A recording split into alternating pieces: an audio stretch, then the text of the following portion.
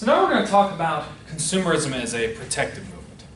The idea of promoting the rights of consumers in relation to sellers. And this is something that has existed pretty much forever. Particularly when you start looking at the ancient world where there were kinds of laws regulating the transactions between merchants and customers. Now, in the United States, consumerism began to really take off in the 1870s when populist farmers began attacking the railroads. Okay? This was a movement that customers were upset with businesses, particularly the large industrial concerns. It advanced further with the Food and Drug Act of 1906. You have to think about, especially during the Civil War and the post-bellum era of the 1860s to around the 1900s, how incredibly nasty food was. Food was produced on farms, and then it was processed and shipped into cities. So they put all sorts of preservatives and all sorts of disgusting things in food that was really unhealthy for urban populations. So that led to the launching of the Food and Drug Act of 1906. And of course, a repeat theme throughout this course is that during the 1960s and 70s, there was a lot of societal demands of the government to protect customers and expand their rights. So this also launched consumer protection. And today it's a major function of the government, and the amount of time and effort spent on promoting consumer health and safety has increased almost sevenfold since the 1960s. So in addition to federal laws, there are a variety of state and local agencies that are designed to promote consumer protection. In fact, every state and local government has extensive consumer protection law on the books. And there are more than 50 federal agencies that are active in consumer affairs. We'll talk about some of those today.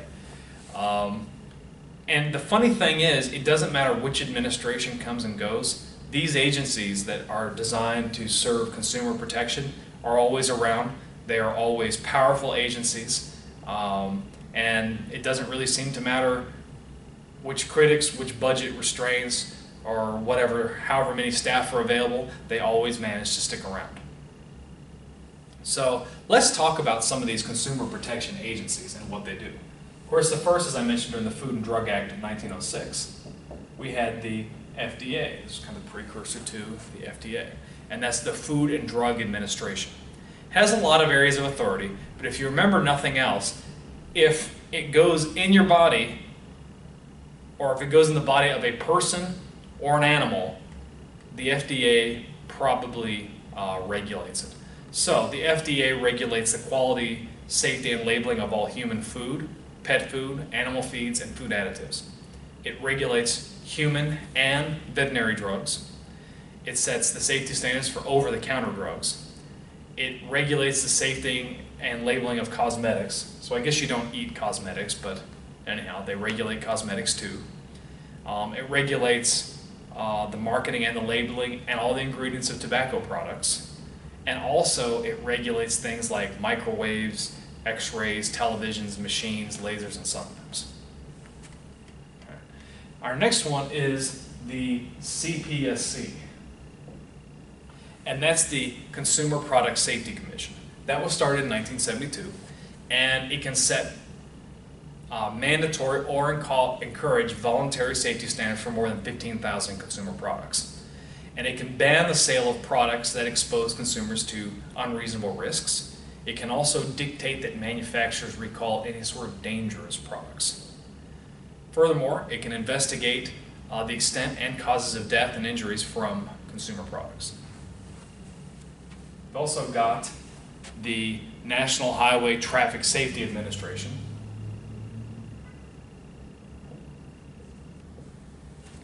And that was created in 1966 to mandate minimum safety standards in automobiles, trucks, and any of their components, set fuel economy standards for cars and light-duty trucks, require manufacturers to recall any trucks with safety defects, and also administer grants to states and cities to promote highway safety.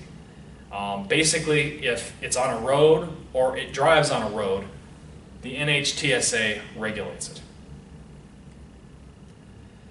There's some other consumer safety agencies that we have already talked about, and we'll also talk about one more. We've already talked about the Federal Trade Commission in another module. We've already talked about the EPA, the Environmental Protection Agency, in one of our previous modules.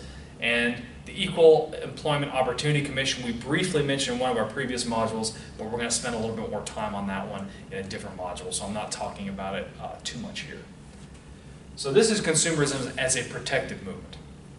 What I'm going to do next is talk about product liability law in the next video. So I'm looking forward to seeing you then.